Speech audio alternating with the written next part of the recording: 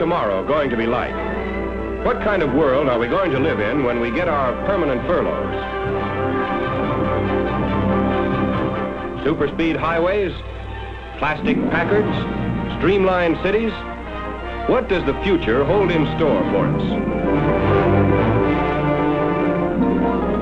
To get a glimpse of that future, Army-Navy Screen Magazine presents a new department, Tomorrow, previewing our post-war world, the job opportunities, the new fields ahead. For the first in our Tomorrow series, let's look into a brand new development, television. Here's an expert with the lowdown on the inside facts, Dr. Orestes Caldwell, editor of Electronic Industries and former member of the Federal Communications Commission. I'm glad to have this opportunity to speak to you men and women in the service of America.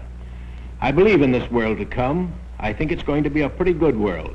But I've been asked to tell you about television, so I'll trim the philosophizing. Television is most certainly here to stay. It's going to brighten the world of your home. But more important to many of you, it's going to create a lot of new jobs. Now, none of us like crystal gazing, so let's take a look at what is actually happening now.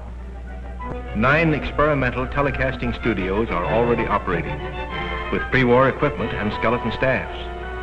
While the electronic industry is busy finishing its war job, a handful of people, girls, ex-vets, older men, are keeping the television field alive, experimenting, ironing out kinks, but proving that television will definitely be part of American life when the go-ahead comes. Sight teamed up with sound to bring the world to your easy chair.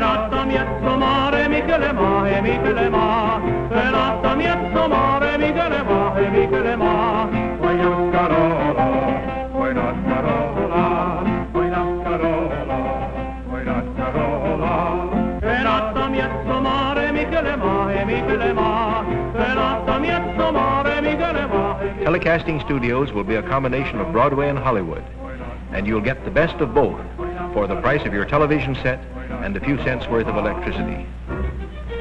And outside the studios, mobile televising units, portable stations on wheels, are now experimenting with remote pickups, getting primed to bring you on-the-spot news and history in the making. When television networks are formed, you will have a direct wire to every place a television camera can be set up. A world of sports at your fingertips. They're off. That's interpreter number 2 right in front. And the field races past the stand with interpreter on top, low man in second place moving up on the outside. Mayor LaGuardia pitches the first ball. Red Ruffing is taking his time, and it's a hit. There's a capacity crowd here at Madison Square Garden tonight to witness the semifinals of the Golden Glove. Telecasting is done on a limited schedule now, but tomorrow you will have a permanent ringside seat everywhere from Madison Square Garden to the House of Congress. You'll see transmitted by television, newsreels, and Super Hollywood productions. Plays and musicals, command performances in your own living room.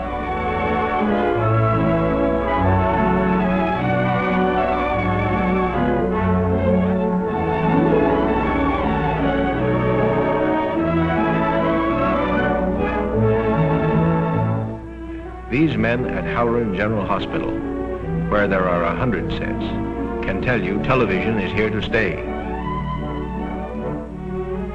Even now, without the technical improvements that will come after the war, the television picture has the quality of a good home movie. The pre-war models in use today have a small screen, but here's a practical working model with a 16 by 22-inch screen that goes into production just about the time you're being measured for civvies.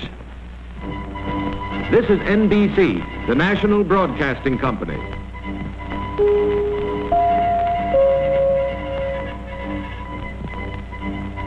WNBT, New York.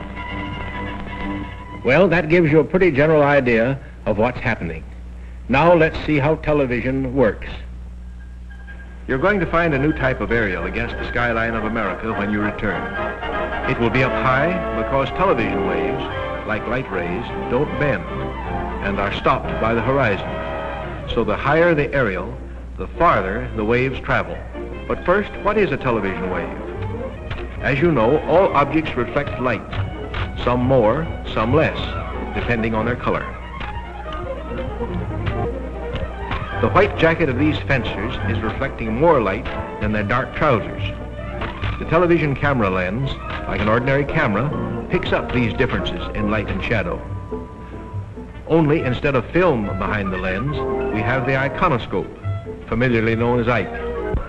The camera plate of the iconoscope is made up of millions of sensitive electric eyes. These eyes pick up electric impulses from the object being televised and form a picture which is then transmitted as separate electric impulses from the camera plate to the receiver screen. There the impulses are converted back to pinpoints of light and shadow to reform the picture on the screen.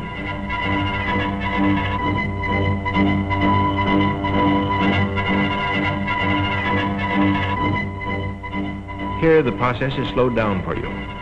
Actually, the impulses travel from the camera to the receiving set at the rate of 4 million impulses a second, forming the picture in motion. Fantastic. But our children will grow up with this miracle enriching their lives and giving them a new understanding of the whole world.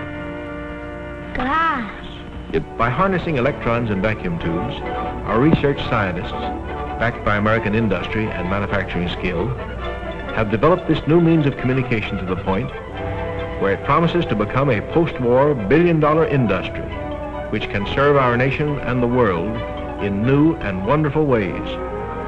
Let's listen to a man who knows. He is one of the great leaders in the world of electronics, Brigadier General Sarnoff, President of the Radio Corporation of America. When the First World War ended, it was my good fortune and privilege to play a part in the launching and subsequent development of a new industry called broadcasting. There were some who said it had great promise. There were others who said that it was a noisy, sputtering gadget, a passing fancy. The rest, you know. Now let us see what possibilities exist for television once the war ends. Here are the possibilities. In the manufacturing field, 60,000 men and women will be needed to make the first sets, which will retail for about $200, with 18 million Americans ready to buy them. Help wanted. Electronic experts, assemblers, wiremen, machinists, finishers, testing personnel, sheet metal workers, drill press operators, spot welders. Television is just made to order for GIs with radio and radar experience. 85,000 maintenance men are going to be needed to install and service the 30 million sets expected to be sold within the first 10 years of full-scale production. And in the distribution end of the business, 135,000 jobs are going to open up in the new shops and sales organizations that will supply the huge consumer demand. All in all, 300,000 well-paying jobs are expected to be created by television within 5 years after the new industry really gets rolling. Well, that's a comprehensive view of the industrial picture. Now what about television production? Here's a man who qualifies as an expert on that subject. Meet Mr. Gilbert Seldes, head of production of the Columbia Broadcasting System.